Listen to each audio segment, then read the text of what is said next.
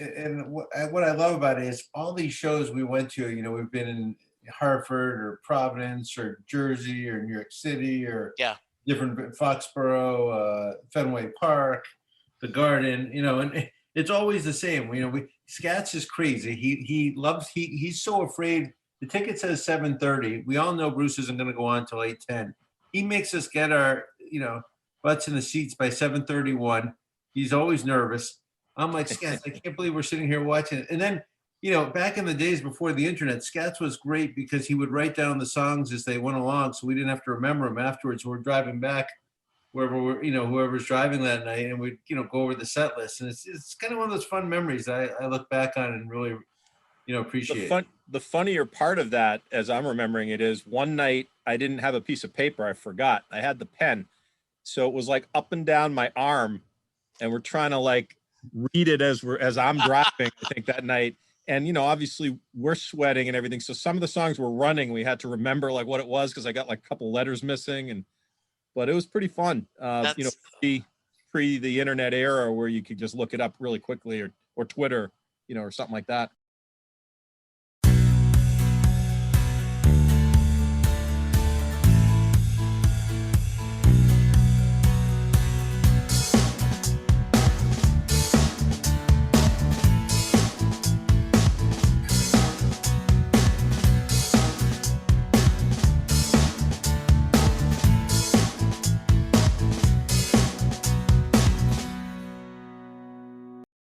Hello, everyone, and welcome to a new episode of Set Listing Bruce, your podcast all about Bruce Springsteen, his music, and mostly his fans. I am your host, Jesse Jackson, and we have a double shot of Scott's in another friendship episode, another in our series of Bruce Buds that have a strong friendship because of a mutual love of Bruce Springsteen's music. So Scott and Scott, welcome to the show. Thank you. Jesse, thank you. Yeah. So Scott Shuster, why don't we start with you? You are a return guest. So tell us a little about yourself. Give us your elevator pitch. Yeah, I mean, I live in Natick, Massachusetts. Love Bruce. I'm really excited about the new album. And when I heard about this friendship deal you had, Scott Katz, who I don't know tonight, was the obvious one to go with. We have known each other for a long time. We went to summer camp together. And then when I went off to college, we didn't see each other a few years. And then when we got back, I was one summer in Boston, and he was already living there. And he said, "Hey, why don't you come over? And by the way, bring a pizza," which I thought was pretty funny because I didn't see him want to tell me to bring food. Yeah, exactly. Everything's better discussed over pizza or Chinese, Jesse. So. Yeah, exactly. So, I went over and hung out with him one night. We had a couple beers and some pizza. And we listened to Bruce. And, I knew we were fans before, but, we went from album to album, ranking them, discussing them. And that conversation has continued to tonight with very few interruptions.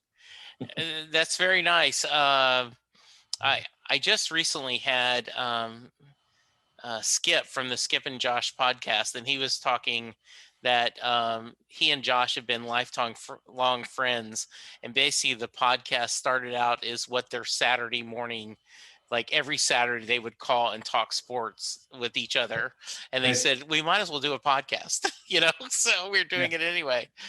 All right, so Scott Katz, is that yes. Give us your elevator pitch.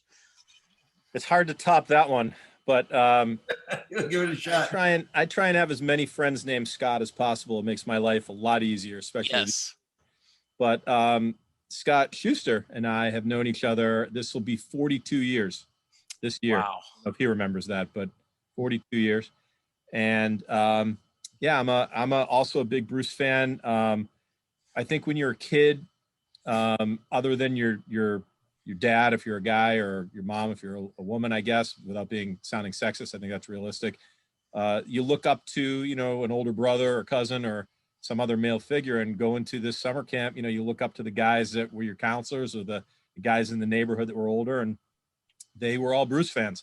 So as a young kid, wanted to hang out, with the older guys, 5, 6 years, 7 years older.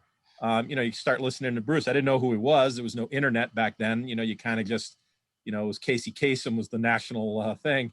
And, I was listening to Bruce as early as, 9 years old and, or even a little bit younger, but I didn't probably realize who he was until, maybe 1981 or so. Yeah. With Hungry Heart and the River album. And just sort of took off, when I got to high school, I was born in the USA. And, since then I haven't missed a tour.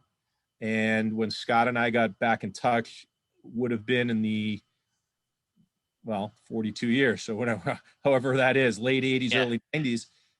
It coincided right in time for, for a tour. We ended up going together, and I did a little research because we were talking about it before, but I've been to 57 shows counting Broadway, and with Scott, I have the number at 41.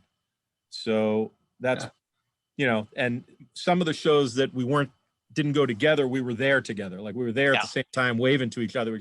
He's with his family, I'm with my family, something like that. But 41 where we literally went together. So I think that's a pretty cool. heaven percentage.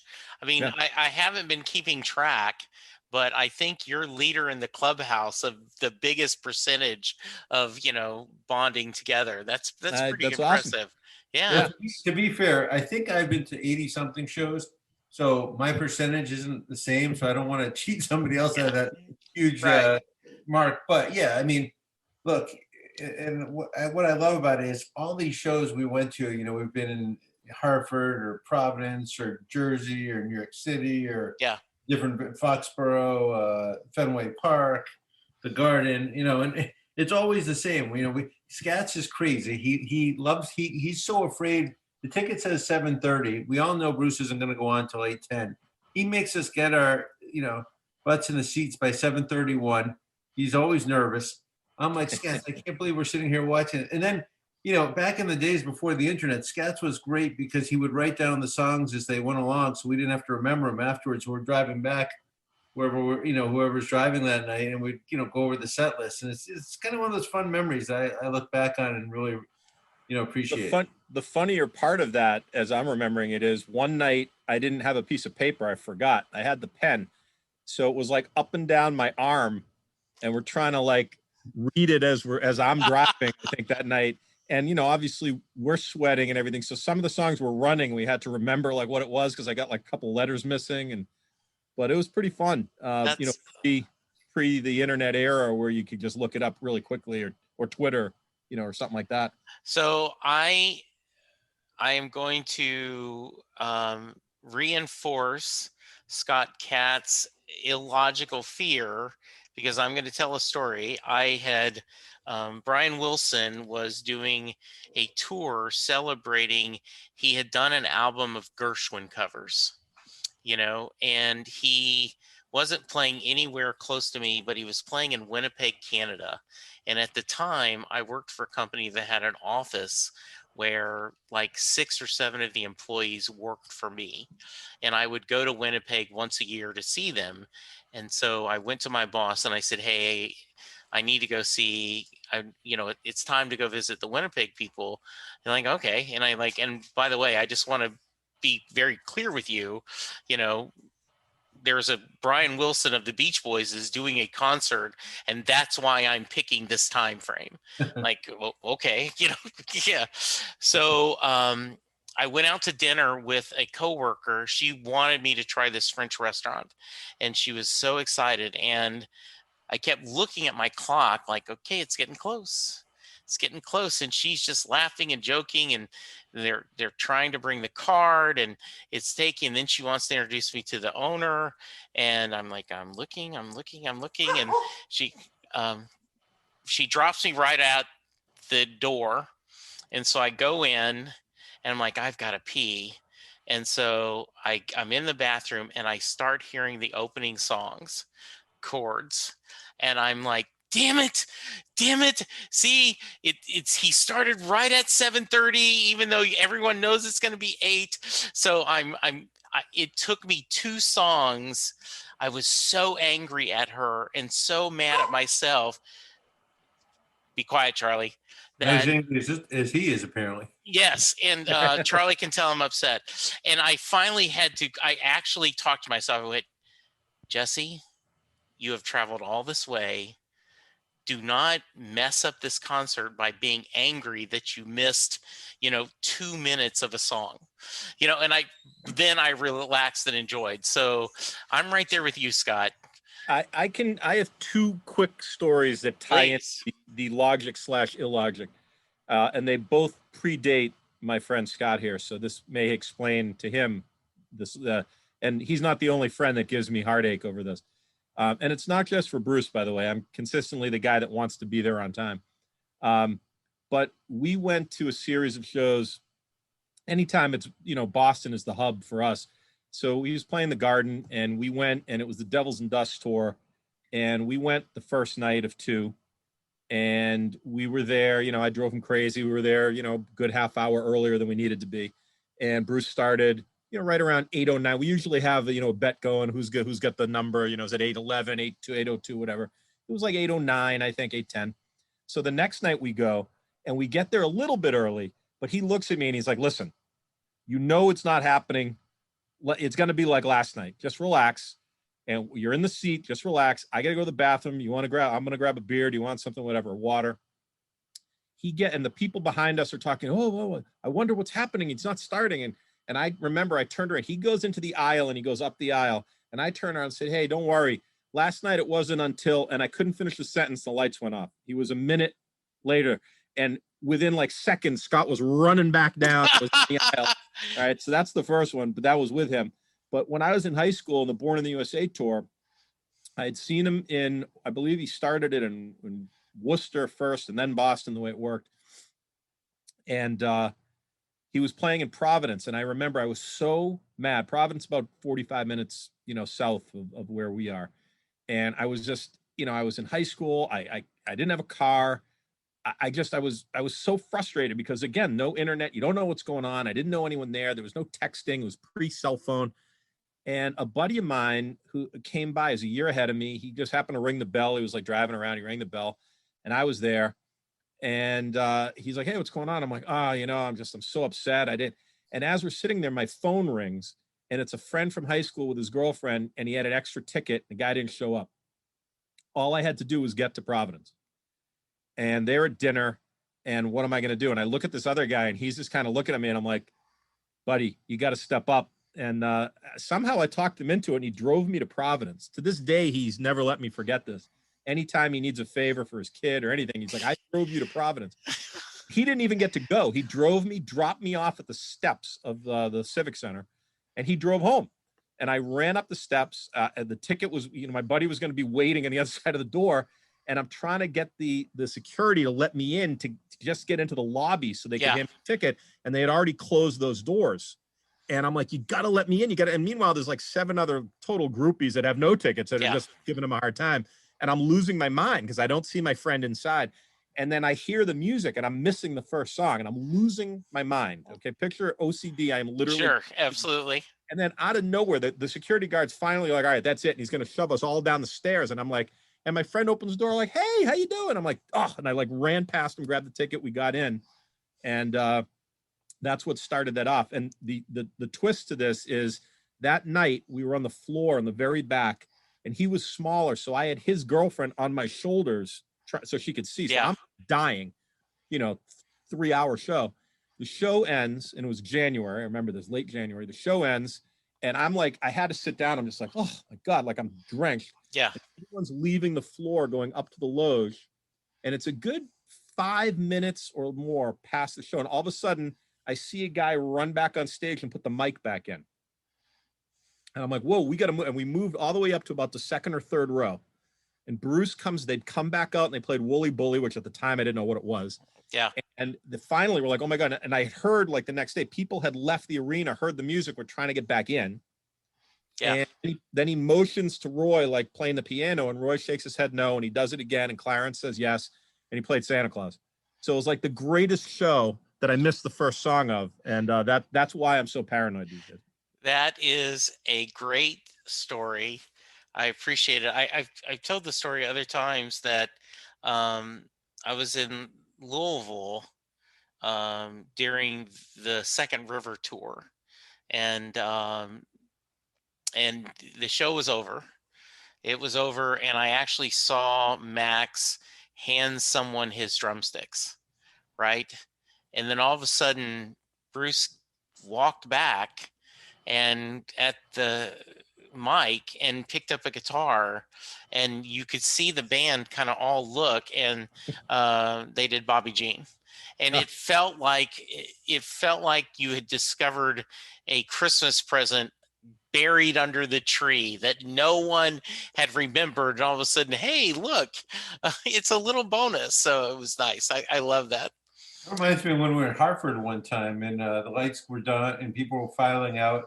All of a sudden you look up on the stage and you see this guy in a hoodie with a hood up covering his face run out.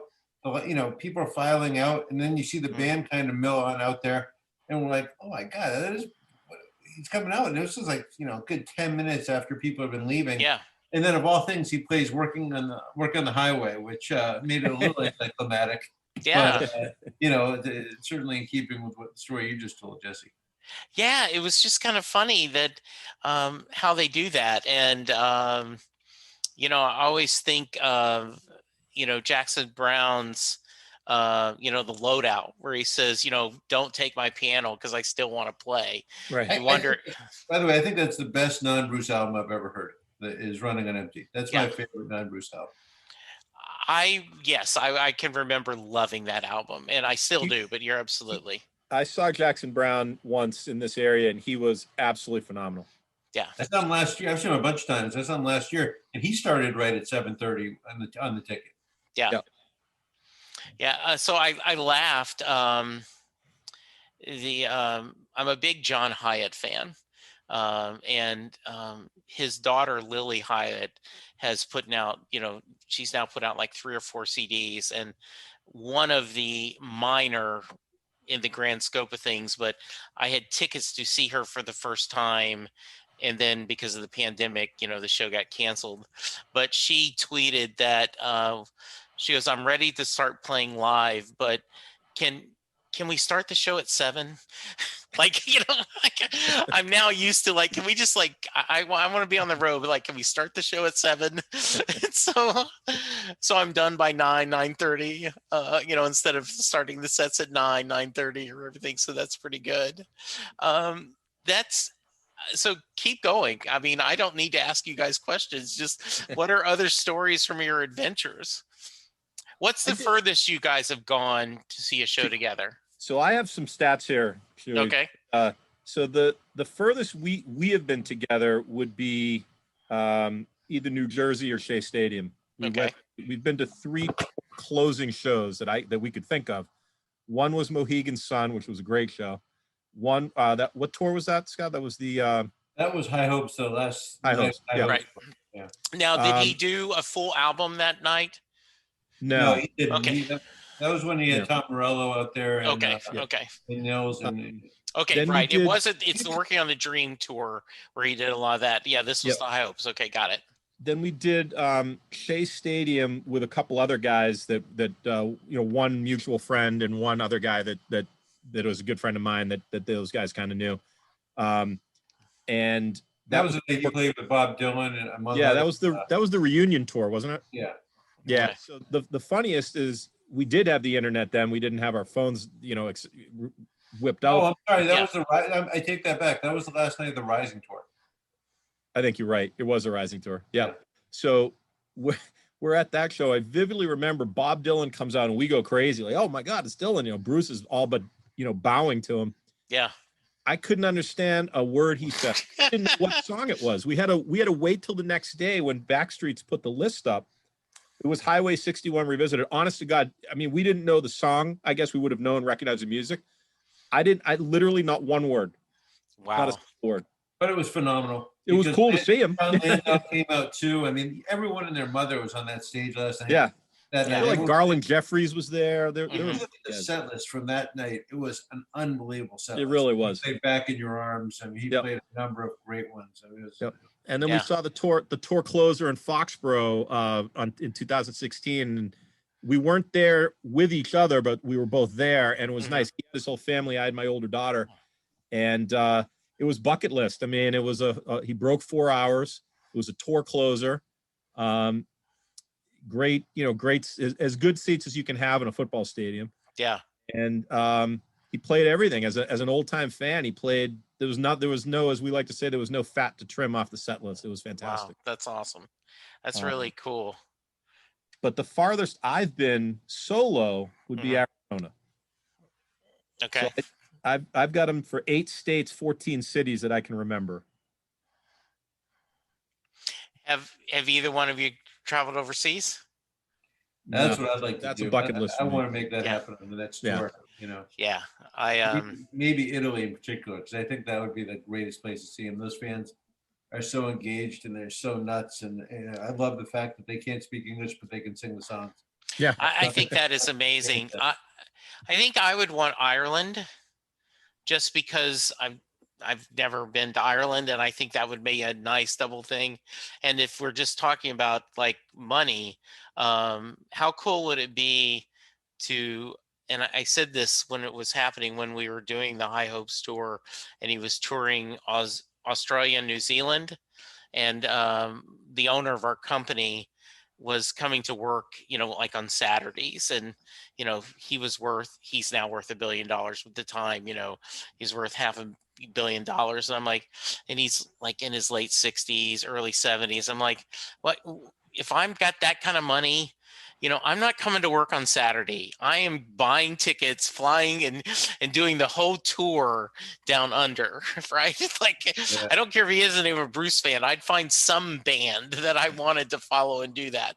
So yeah, that would be very cool. That is cool. Yeah, very nice. Do you,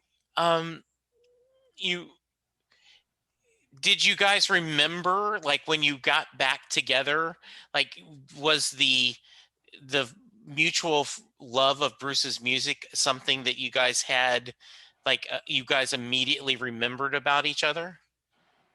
Absolutely. I mean, because if you went to our Camp Skyline up in Naples, Maine, Bruce was so popular, and I remember learning about Bruce there, and then after I finished with camp, then I started listening to him even more when I went to boarding school, and when Scats and I met up again back when I was in college, that was I kind of identified him with that along with camp. So what else would you want to talk about? That's right. Right, exactly. And we had pizza, so it was easy to there we go. Yes. What was on the pizza? I don't remember. I'm joking. I remember there wasn't any left. So okay, that's good. That's good. I always ask, because I think this is interesting, and this is totally off the agenda. Are you guys football fans? Of course. Yep. And are you pulling for the Tampa? I mean, it's funny. We were just discussing this in a group chat the other day. I really like Tom Brady. Obviously, he's been great here. Yeah. But I also like Aaron Rodgers. I had a chance to hang out with him one time, and he was really nice to the kids. And for an extended amount of time. So I'm kind of split. But I really dislike Antonio Brown. So that's kind of ruined the Buccaneers ride for me a little bit. Okay. But I did find myself rooting hard for Brady the other day. So I think it's one of those things where, like, I'll see how I feel at the game, when the game starts. I would agree with that. Yeah, I didn't get to hang out with Aaron Rodgers, but I would agree with that. I don't dislike Brady. I'm a hometown fan. Right. I don't have, I don't start buying jerseys when guys go to other teams. Right. And if he was playing our team, I'd be rooting against him. Right. Same with Scott. At the beginning of the season, I was kind of rooting for him. Then I got a little tired of the shtick and the hype and all that stuff, and I kind of took my attention elsewhere. But in the last game, as much as I like Drew Brees, I was wishing, I was looking forward to seeing Brady do well and silence the naysayers, that sort of thing. Yeah, I was born in Louisiana, and you're a Cowboys guy, aren't you? I am a Cowboys fan. My family was not into sports whatsoever. If this was a sports podcast, how I always ask, hey, were your family into music? My family did not do any sports whatsoever, but I had my first roommate out of college was a huge Saints fan, and so I was a casual fan, and Linda was a casual fan. And then when you move to Dallas, it's in the water. I mean, it is just the Cowboys, you live and breathe the Cowboys here. Monday morning moods are based on, whether they won or lost. And in fact, I remember I had a guy that worked with me, and he and his wife were out at like a TGI Fridays, and he looked up and said, "Oh, the Cowboys won." And she goes, "When did you start caring about football?" And Rich goes, "Jesse's in a happier mood on Monday if the Cowboys win." No, we can relate to that. I mean, Yeah. also the Patriots were so bad when we were kids. You either ended up being a Cowboys fan or a Steelers fan at a certain age until the Patriots matriculated to respectability. And I like the Cowboys because I like Roger Staubach. I thought he was Ditto. Yeah. Yeah. Yeah. I liked Lynn Swann, but I was a Cowboys fan. When so this week or last fall, we did at my job, we did a whole week of dress up for Halloween, right? And one day it was Saint or Sinner Day, and I wore my Staubach jersey because I said, "Can you think of a better saint than Roger?" And everyone laughed and got a big kick out of it. Yeah. It's pretty interesting. I wonder about that because, when Emmitt Smith left, it's not like I cheered against him. It just, I wasn't really watching because I'm like you. I tend to be like, I may not watch many of the playoffs because the Cowboys aren't in it. And so I just have other things to do. My son is a huge fan, but I'm wondering, I just didn't know how the feeling was if they feel in New England, do they feel betrayed by him, or just a matter of, hey, this is sports. This is what happens now. I think I can only speak for myself because because I think people have different opinions, but I feel Belichick didn't want him back. I think Belichick felt like it was time to move on and didn't want to pay him a certain amount. And he thought the delta between what he would pay Brady at $25 million and what he ended up paying Cam Newton at $1 million, he could use for other guys, and obviously it didn't work out very well. Yeah, and it probably, that was mathematically may have been the right thing to do, but it is good. Well, good. Well, I appreciate that little four-way into that, and we'll see what happens. You guys, obviously you've had a lot of fun attending shows together. Any other memorable moments you want to share? We got Fenway Park was a great one. We were supposed to do Fenway the first time he played there. We were both giddy, like we just wanted to go. And one of the rare times I used good judgment, I turned in my tickets, or didn't accept the ticket. And I went to Florida for my wife's grandmother's 90th. The whole family was going down there. And as much as it was the right move, I've been kicking myself because, we each have kind of to quote Seinfeld, we always have that white whale song that we've been waiting for. Mine was Frankie. Okay. And he played it the first time at Fenway. And of course I was in Florida, didn't know until the next day when Scott told me. But when he came back the next time, I forget if it was a couple of years, must've been a couple of years later. We both went to both shows. We went to the second night together. That was a Wrecking Ball tour, by the way. Yeah. What's that? This was the Wrecking Ball tour we're talking about. Okay. So the fun part was we walked in literally right behind Ken Casey from the Dropkick Murphys. So we looked at each other like, well, we're pretty sure he's going to be called up tonight. So that was cool. But we had good seats, kind of on the first baseline facing the stage. It's close. We could see everything. And the night before was so good. I mean, we were still talking about that. And I was just dying. I was like, I'm waiting. I really wanted Frankie. I never thought I'd hear it. And Scott's favorite was that he was waiting for was the 78 version of Prove It All Night. Okay. And Bruce came out and opened the show with Thunder Road with Roy, like they did back then. So it was like a really cool moment. And I'm pretty good with name that tune. I can get it in a note. Yeah. Scott can get it almost like at first breath. Yeah. And the first note came for Frankie, and he was like, "Oh my God." And he grabbed me. He was shaking me. And it took me a second. And I'm like, wow. And I can't believe it. and the song ends, and I'm like, whoa, and he goes right into Prove It All Night, and Scott like went down on his knees and popped up. He's like, oh my God, oh my God. We got our two white whales back to back when we were there together. I thought that was probably our coolest moment.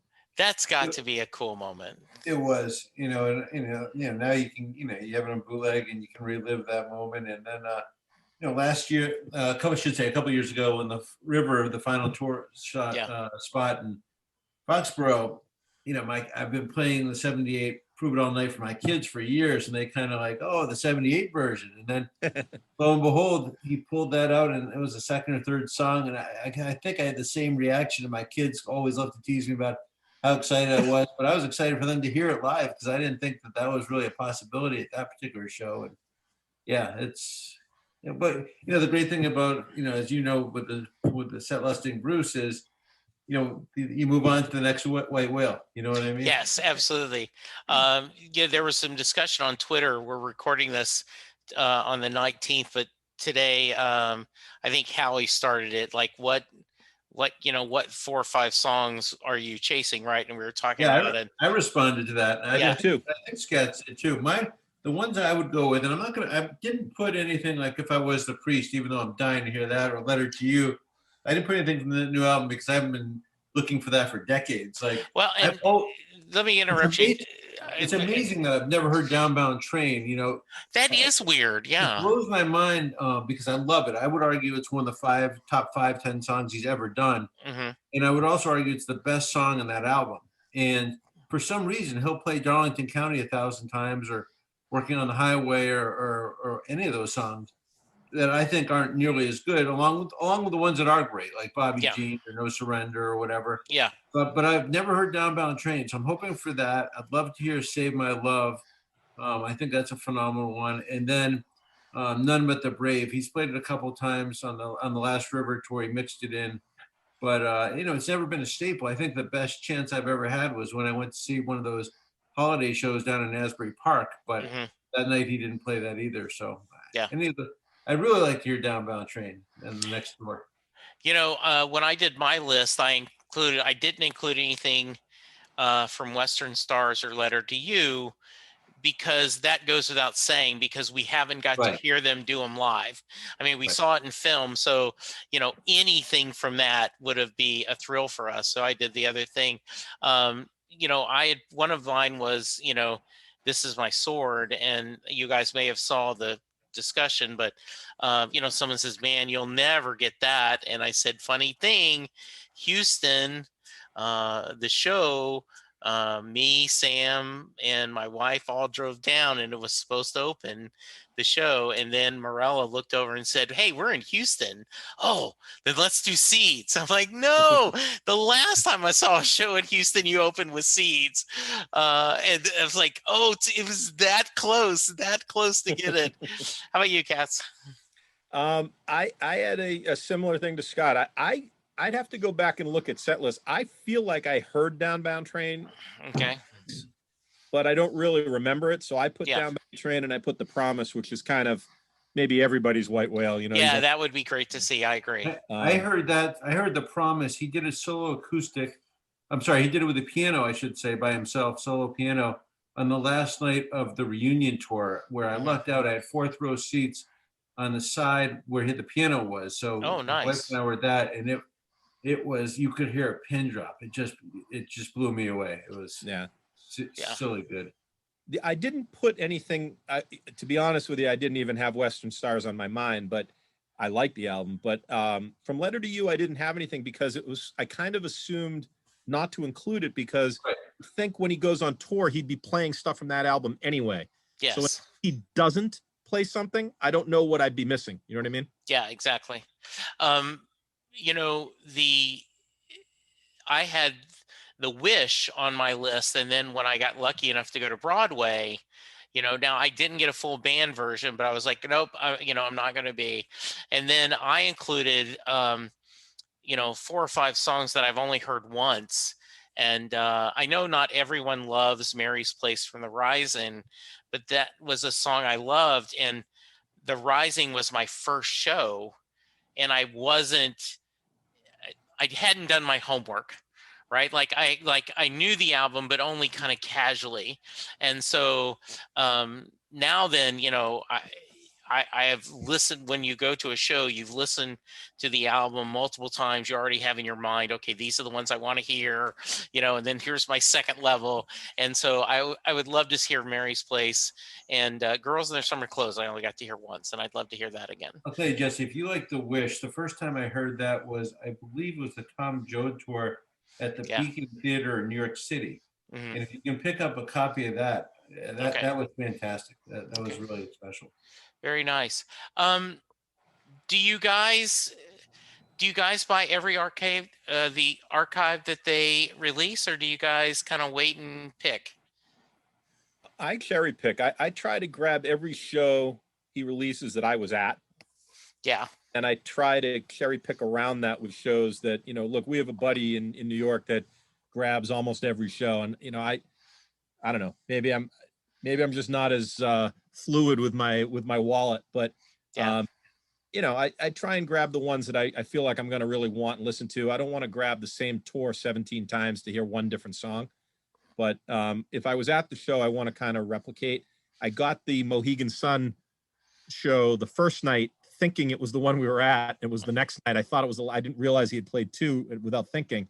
So that's one of the few that I don't have. He hasn't released the show. He hasn't released that one, Scott. Yeah. Right.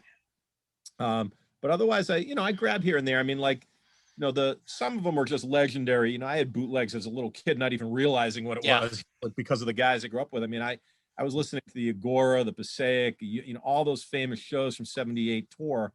I had them. Yeah. So hearing them now and really appreciating it more has been really cool. Yeah.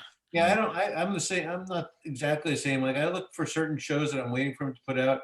Like, I get some from each tour, but I don't need to have like 8 from the same tour. The one I'm hoping he puts out, it's kind of topical because of Phil Spector's death the other day, is the Palladium show. I think it's from '75, where he played with, and Ronnie Spector plays the last two. I think she plays Baby I Love You and Walking in the Rain. I could be wrong about that, but I think that's right. And I'm hoping he puts that out. But I was really happy when he finally put out the Winterland shows. Those things needed to be released. It's kind of, I find interesting how they just find these random shows, and then some of the legendary ones that they hold back for some reason. Yeah, I do the same thing. I have been, since Terry and I are started to do the we do an episode about every month-ish discussing the archives. I've ended up buying them because I'm going to talk about them.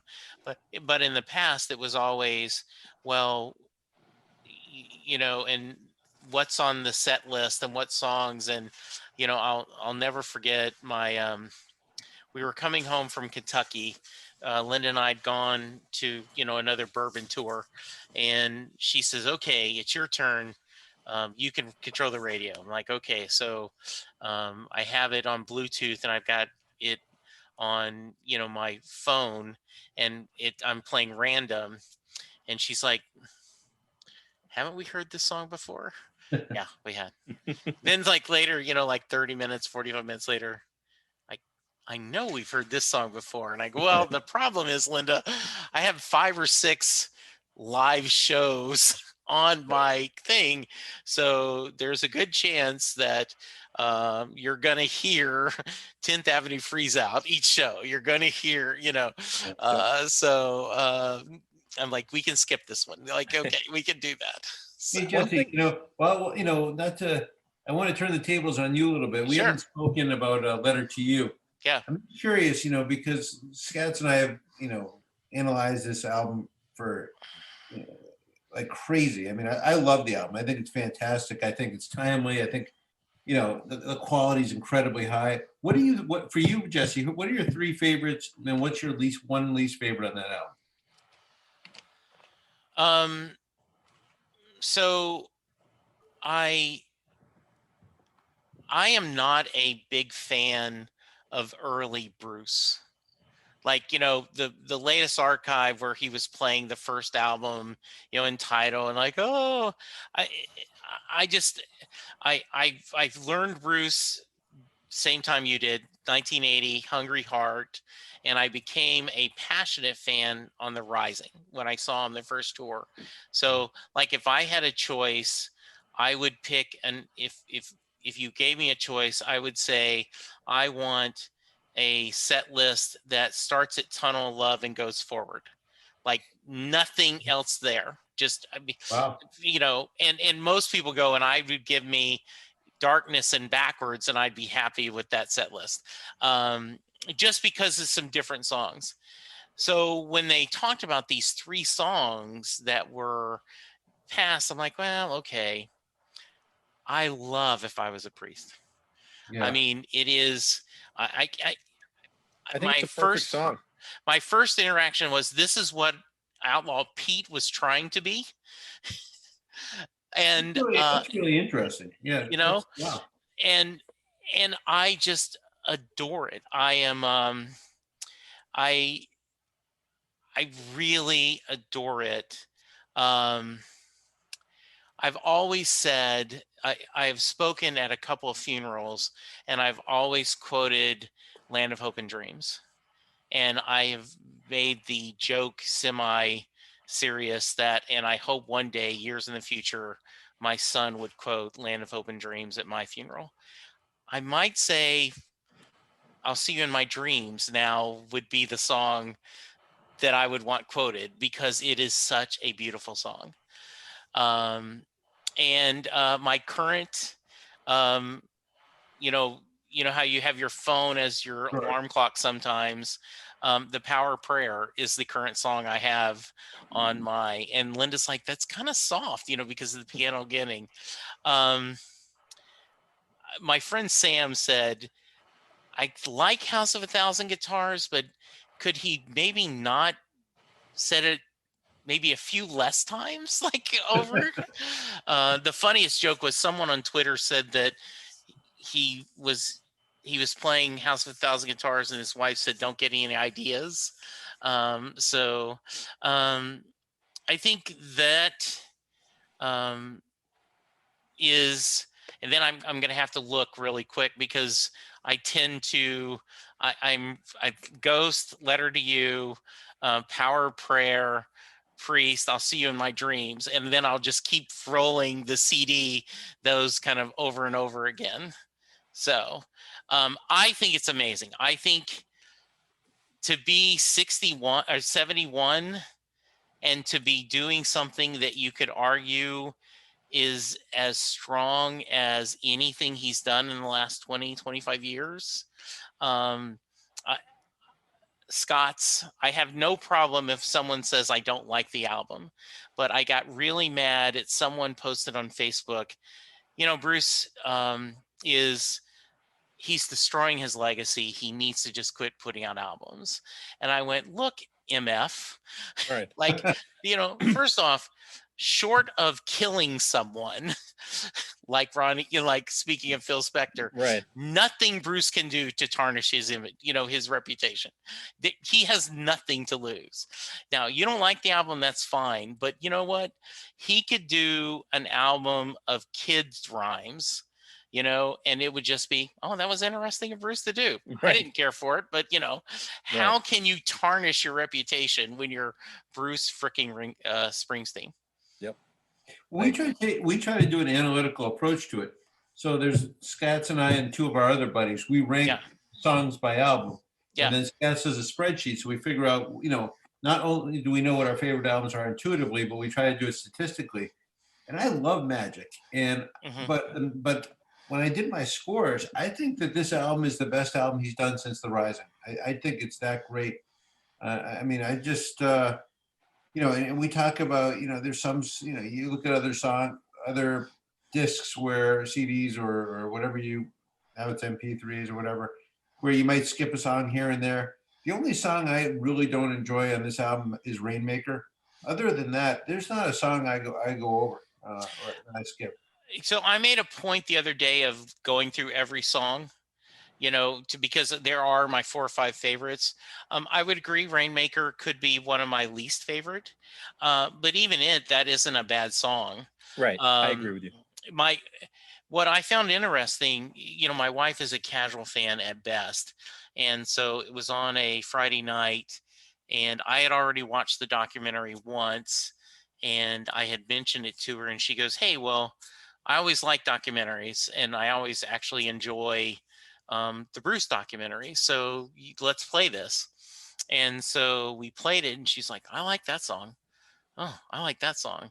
Yeah. And at the end of it, she goes, "I liked every song you played." And when we went down to Louisiana to visit my mom, we ended up playing the whole CD twice. Once on the way down and once on the way back up, because she just, I really like the CD.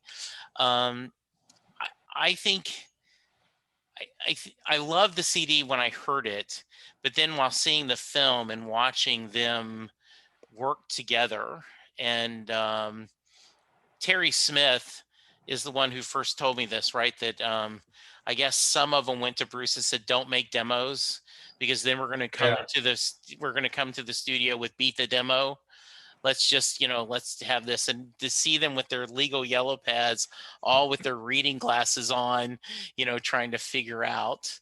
And I just had a guess. Betsy is I just talked to her last week, and she had won a Zoom call with Max for a charity. And she said one of the questions she was asked is, how do you make that up? I mean, how do you hear Bruce play If I Was a Priest on a guitar, and then you figure out the drum, the to bring it up, and like, how does that come out of your mind? How do you do that?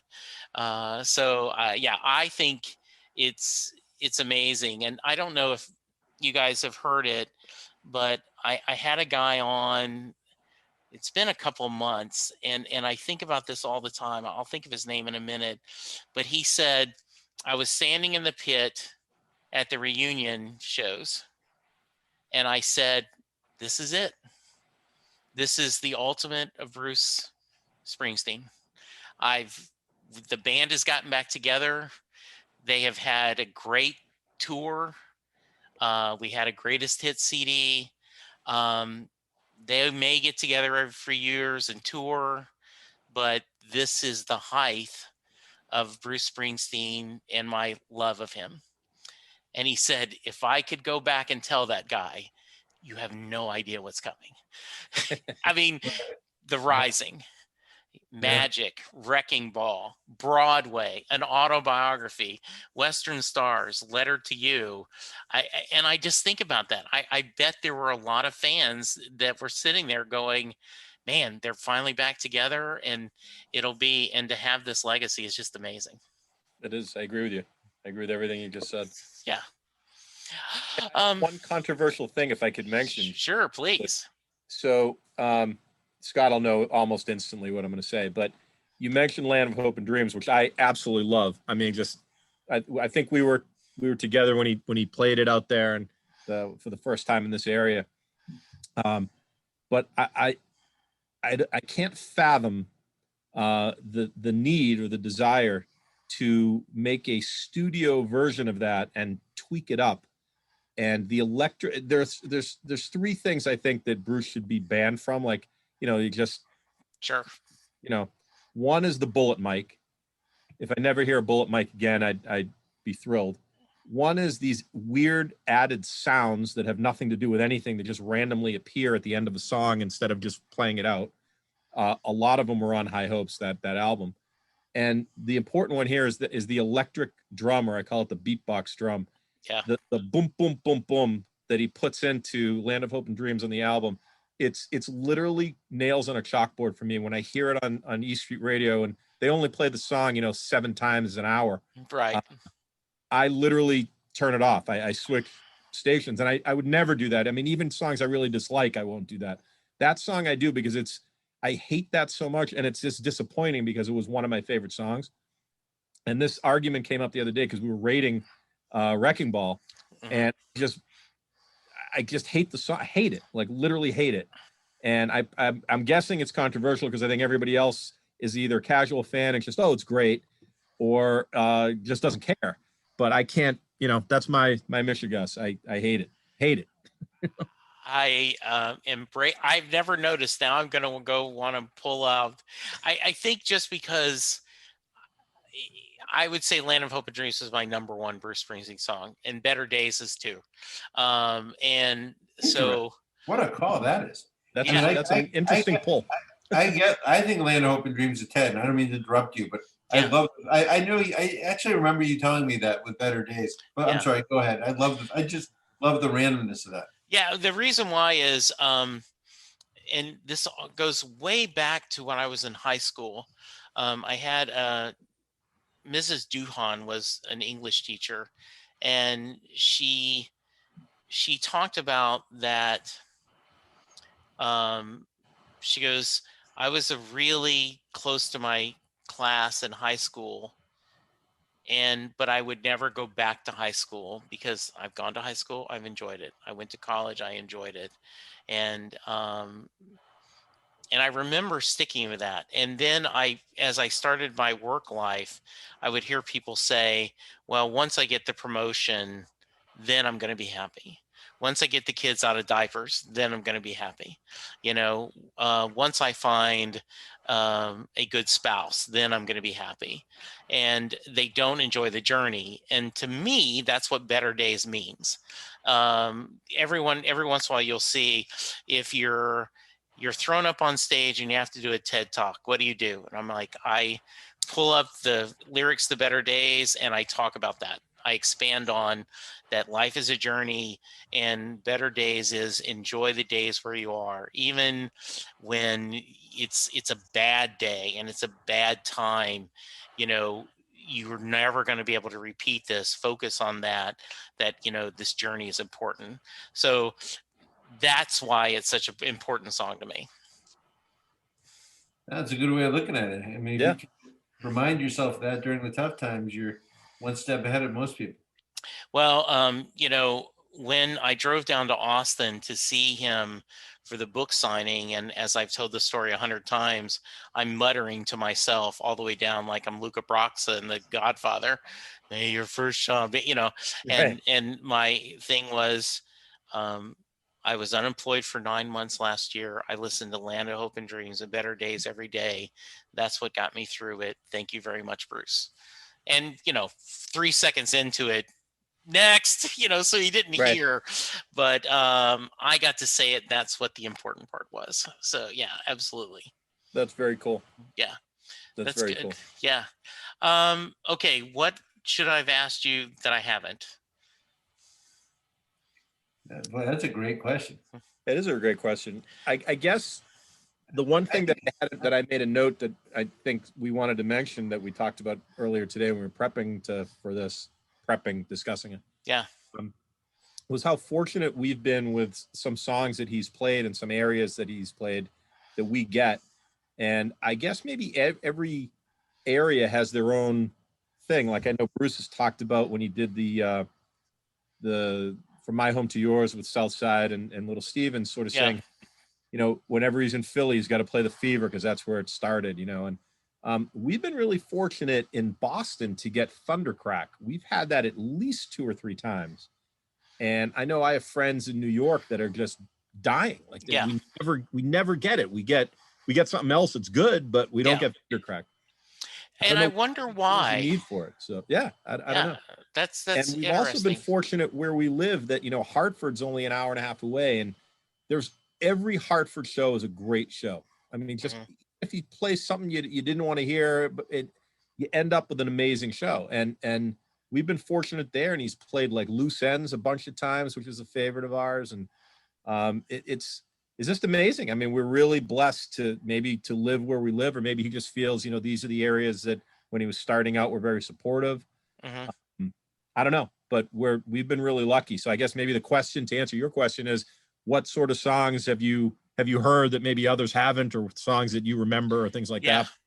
That was a note that I had to mention. So, I'm a big believer in the Boss Time website. Elko does a great job, and so he does all the work for you. Where if you sign up for you register and you can pick what shows you've done, and then he'll do all the math for you. Turned out that he hasn't played the wall very often, and I was at a show where he played the wall, and which was pretty cool. Very cool. So Yeah. underrated, underappreciated. I think that I think that there's some songs on that album that people never think about anymore that are very underappreciated. Starting with that one. Yeah, I do too, and so I was really happy with that. He did the wall and Born in USA as a combo, and I just like, okay, this is pretty powerful. He's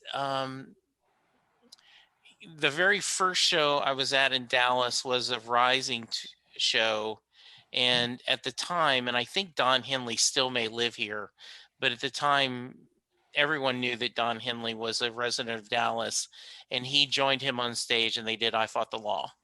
Oh, wow. And so that was my first show, and I'm like, oh man, that's pretty cool. I wonder if he does this every show, if he finds a local musician to sing with. One of my great disappointments, even though Nashville in 2012 was a great show, I just knew in Nashville someone would join him on stage. I mean, it's freaking Nashville, right? Like Roseanne Cash. I mean, like, Brad Paisley, just name them. And when no one showed up, I was like, I mean, it's hard to complain, but it just would have been cool to see. And then when he did the Devils and Dust tour here, he did My Oklahoma Home before he had done the Seeger sessions, and that was kind of cool to see because so that's very cool. We've been lucky seeing guests. I mean, in Boston, we get Peter Wolf a lot because Peter lives here. Dropkick Murphys are big now. We were at a show, pretty sure one night, or I know I was there, where he had the Dropkick Murphys come up, and it might have been the guitar player proposed to his girlfriend on stage, and Bruce stopped the show to let him do that. Oh, how fun!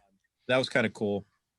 And then I know, like Scott said, that time in New York, we had Bob Dylan, I think Willie Nile, Garland Jeffries. There was a whole John Landau. Yeah.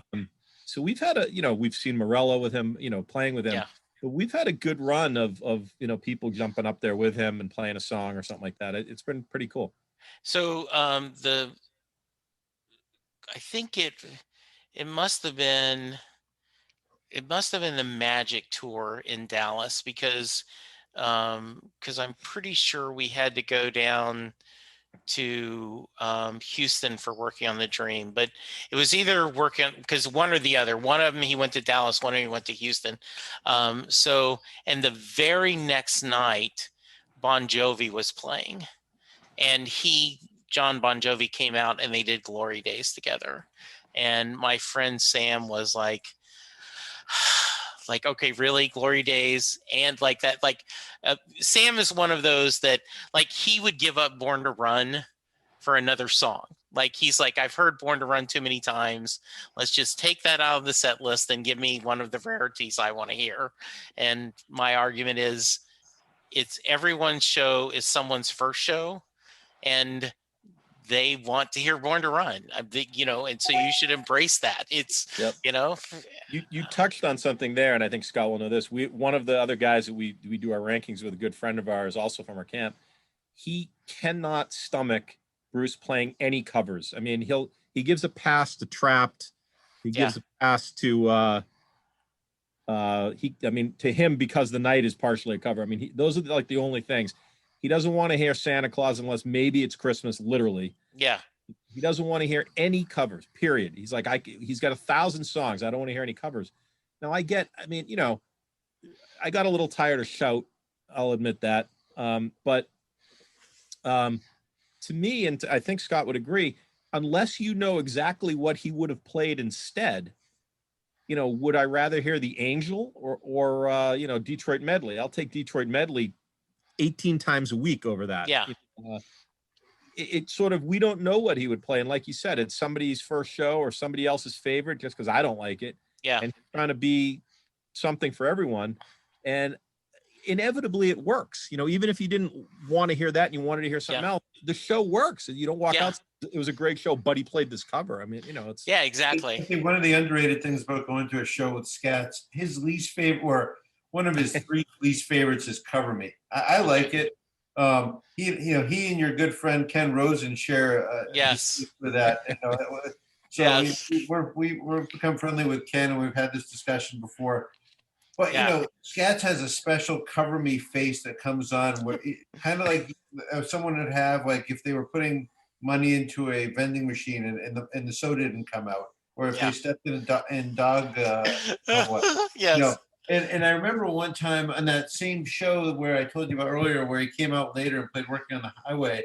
It was Hartford. He was playing Cover Me, and it was a great solo. It was a great solo. I don't remember if it was Nils was doing it or he was. And I'm dancing around, and Scott leans over me and goes, "If you don't stop dancing, I'm going to throw you down in your seat." So friendship has its limitations. Yeah. As far as when Bruce plays Cover Me. That's funny. I just don't like it. Yeah. I used to leave him messages. For some reason, it killed him when Patty would, if you recall in the 75, 85 live thing, there's nowhere to run, there's nowhere to hide. She's singing that to open up, and that didn't do much for him either. So I used to leave that on his answering machine. Yeah. I love that. Appreciated that. I love that. That's great. Sam is just one of those that, like he talked about, the river could have been a masterpiece if he'd made it a single album, but I would pick the songs, and we laughed at. That's heresy. Yeah, I agree. There is no bad song in that album. Where I would agree, where I would take that is what he should have done, in my opinion, is made Human Touch and Lucky Town into one song, into one album, and then he would have had a masterpiece then, as opposed to some songs that maybe have been left behind in the. It's like 2 5s for a 10. It's exactly. Yes. Yeah. We've had this. Scats and I have had this discussion with our other 2 buddies many times. But if you took the 10 best songs from those 2 albums, man, that would be unreal. Yeah, and it's interesting that what he did. I've asked this guys in the past, and what were your feelings when the band breaks up until you get to the reunion, that dark period? I mean, what were your feelings being this passionate of a fan and in that dark period? Like, talk to me a little bit about that. Could I answer that first, Scott? Sure. So I had the CEO of my company. We had a company Zoom conference last week, a 3-day conference. And he said, everybody knows I'm a Springsteen fan.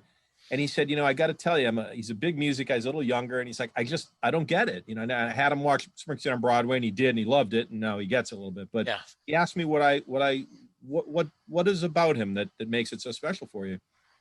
And the 2 parts. One, I think I did tell you, where, you grow up and the older guys are into it, and you want to be cool like the older guys, and you're gonna get into it. But to me, there's a mystique. There's a loyalty, a friendship. And, both Scott and I are both loyal guys. We're good friends for each other, for other people.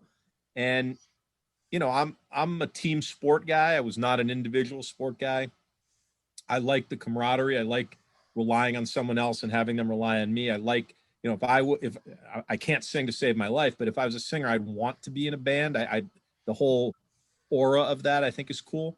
And the fact that these guys, for the most, were together when they were, 15, 16, 17 in some cases, or mid-20s, for X amount of years, just, I don't know what their relationships are like, and if they were always tight or if they hung out afterwards or whatever, but I like to think they did.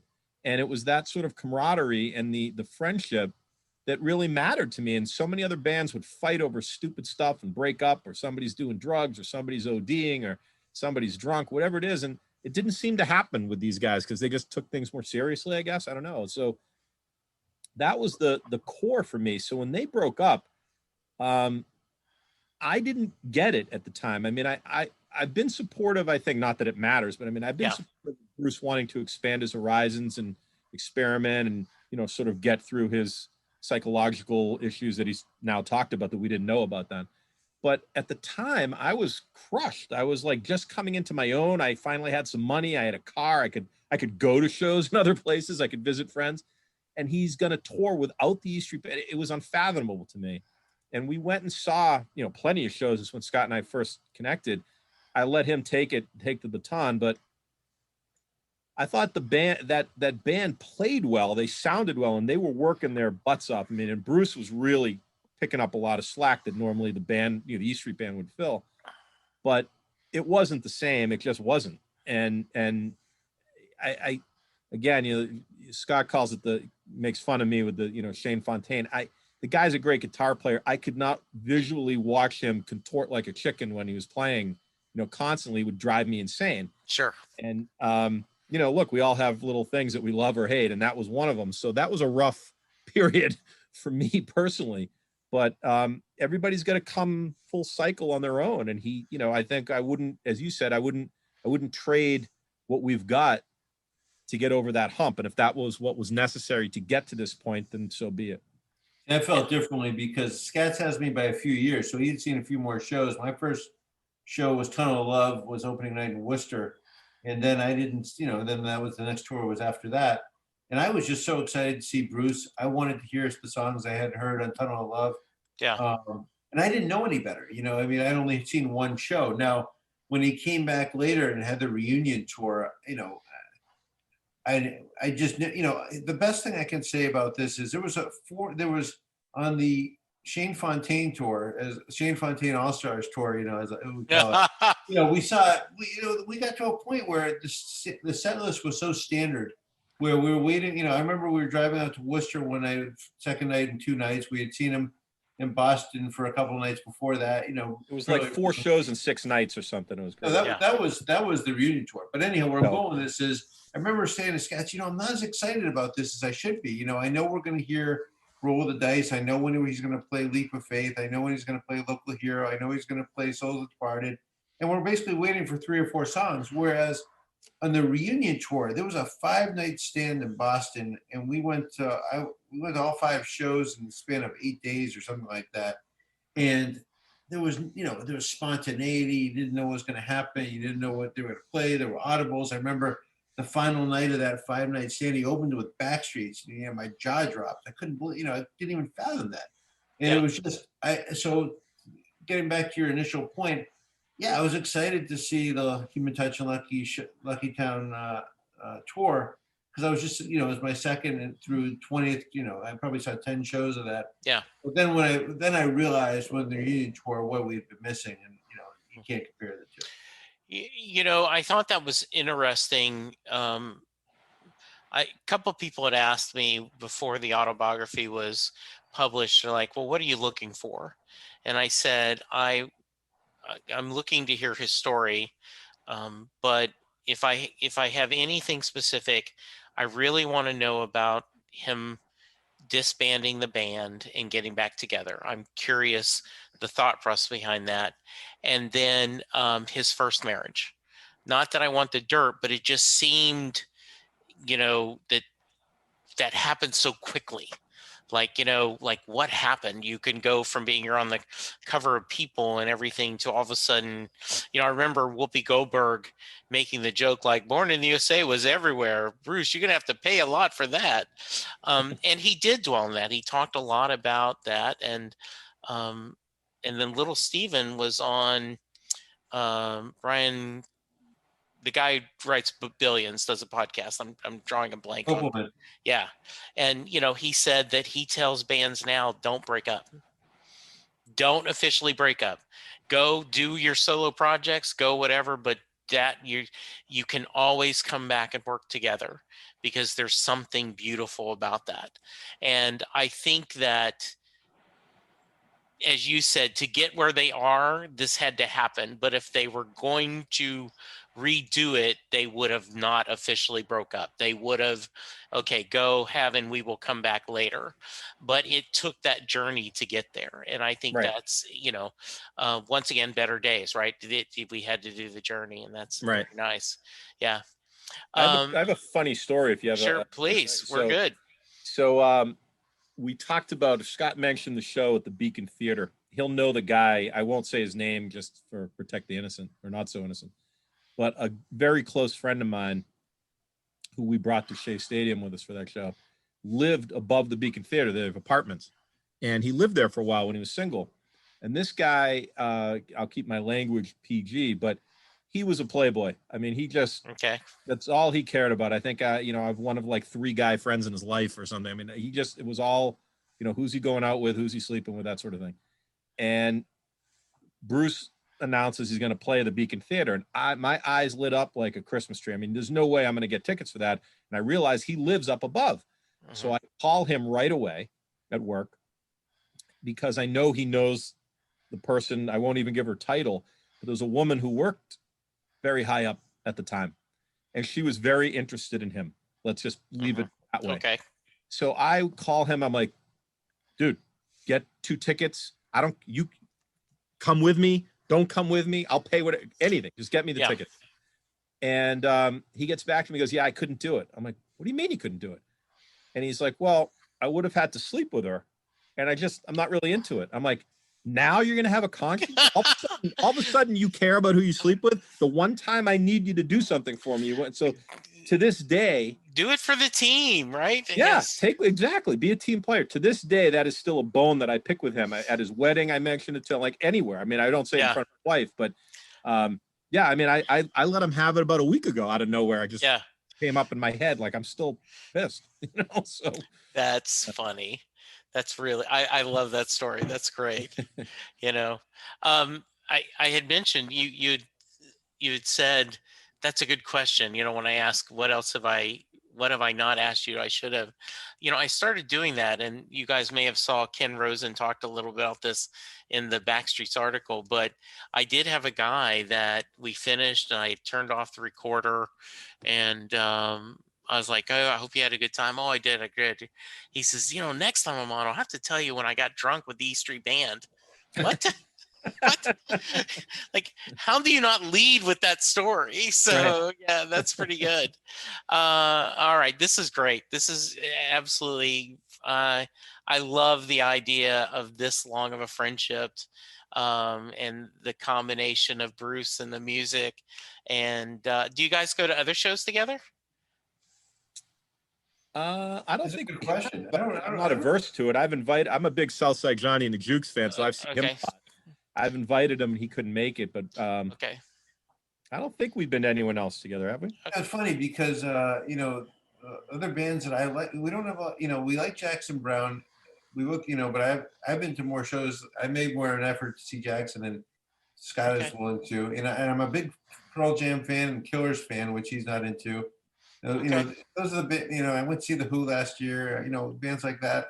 So I really think we just sit around waiting for Bruce to show up. So there's nothing wrong with that. Yeah, and everything. I sort of tell people I save my bullets for Bruce. I mean, budgets. My mother's given me a hard time over the years, and I'm like, listen, how many people or how many things in your life do you have a relationship with, even if it's one way, for that many years consistently that hasn't let you down? Right. And, so 57 shows over, 36 years, until Broadway, I had never spent more than 125. I mean, we've been behind the stage a bunch of times. I know what he looks like. I don't really care. So, I haven't really spent that much when you amortize it out, Exactly. Like, I don't do drugs. I don't beat my wife and kids. I mean, what? That's very great, Scott. It's a relief. It was funny. Linda and I were talking, and she said, well, wait a minute. How long has it been since you've seen him in concert? And I said, well, Broadway, but that's several years ago. Yes, it is. It's been a long dry spell. Crazy. Yeah, it's crazy. It is. Yeah. And we got kind of spoiled, right? Because it was like, we had Magic and Working on a Dream and, all this. So it's a row.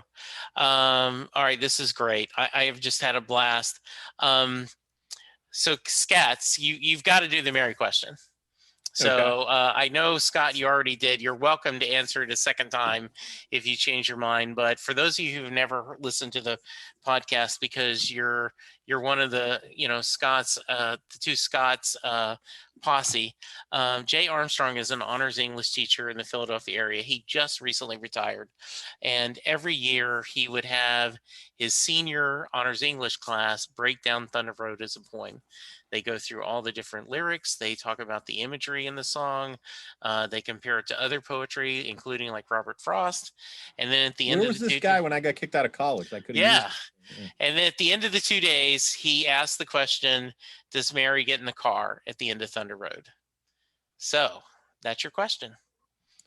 I honestly think she does. I mean, when you really sit down and look at it, you got to be a pretty glasses half empty kind of person to feel like, woe is me. And, I gave her my heart and she, gave me a pen, to take the say anything route there. But I think she does. I think she gets in the car. I mean, I think he makes a pretty good case.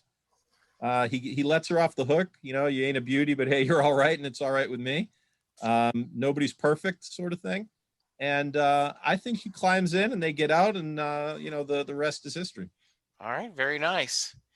And Scott, do you want to share your answer again, or have you changed? I think he's right on the money. I think like it's a town full of losers, and we're pulling out here to win. It's in the we, and I think at that point, he hadn't gotten to darkness yet, which obviously, there's a little bit more of a morose recognition of reality, and racing in the street, when she's sitting there with the eyes of one who hates for just being born. I don't think they're at that point. I think Thunder Road's a little bit more hopeful towards the end, so I'd like to think that's what happened. One of the things that someone pointed out to me is that in Racing in the Street, she sits at the porch of her daddy's house. That could be the same porch that she danced on. Right. And so, absolutely, that's good stuff. Right there. Yeah, I thought the question you were going to ask me with Thunder Road was, is it Mary's dress waves or sways? So I actually have a T-shirt on my website that says the question isn't whether Mary's dress sways or waves, it's does she get in the car? I thought Bruce's answer to somebody who asked that recently was great. He said, well, what does it say in the lyrics on the album? And he says waves. He goes, well, there you go. Yeah, exactly. There you go. Very good.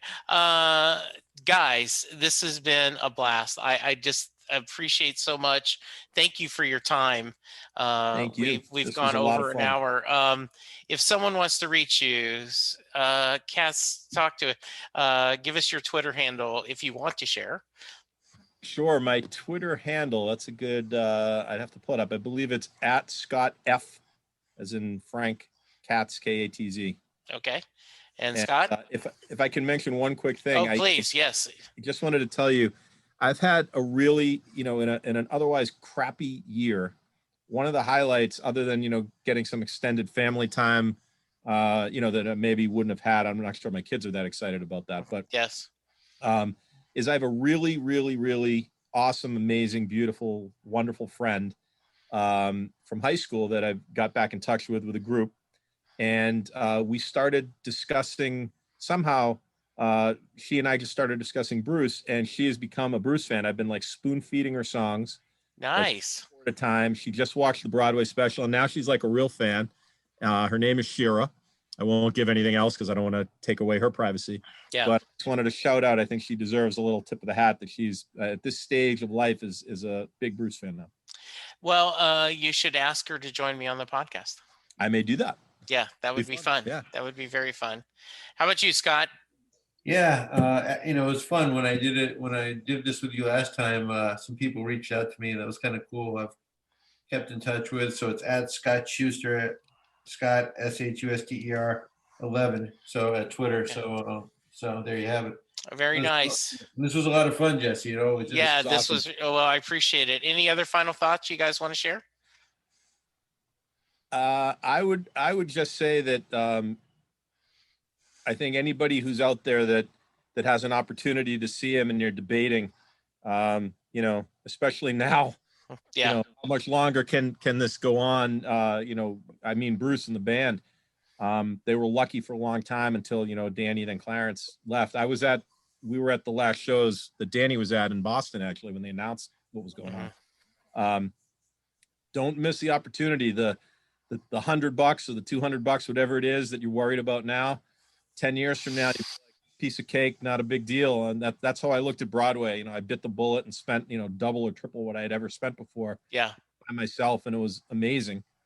And, don't miss that opportunity. And this was awesome. It's totally a lot of fun. And any other time you get another topic or just want to just talk again, I'd love to do it again. It was a lot of fun. Yeah, we absolutely. I'd love to have you both on again. All right. So how about you, sir? Any final words? I'm just so, I love the fact that Bruce wants to get out on the road just as badly as his fans do. I mean, he's got this album that he's so proud of, and it's so great. And I just hope everyone's happy and healthy, and some better days are ahead, to quote your favorite song. And Yes.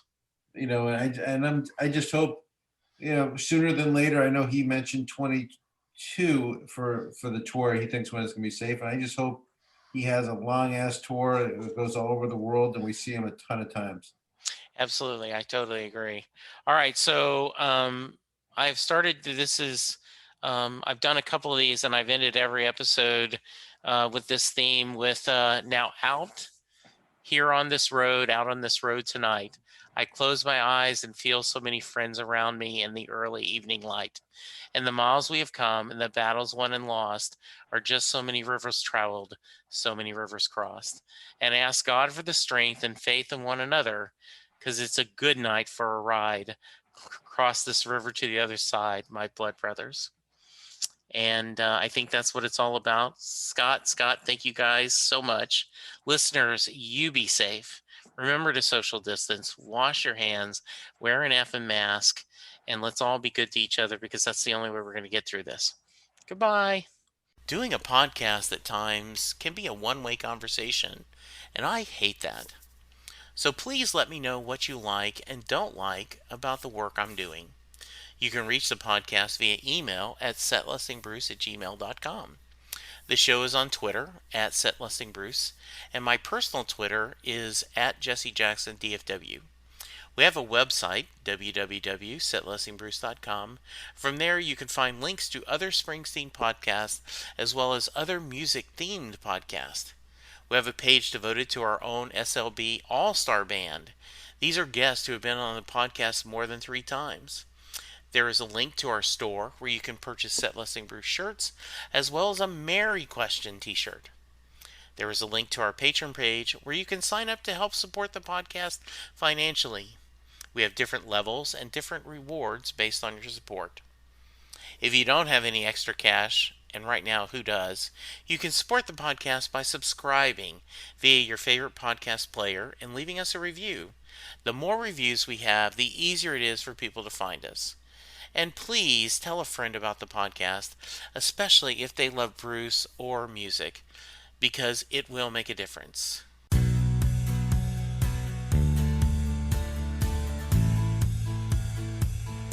You just heard the fun talking, hard rocking, music loving, album ranking, fan thinking, joy spreading, lyric reading, story sharing podcast that is the one, the only Set Listing Bruce.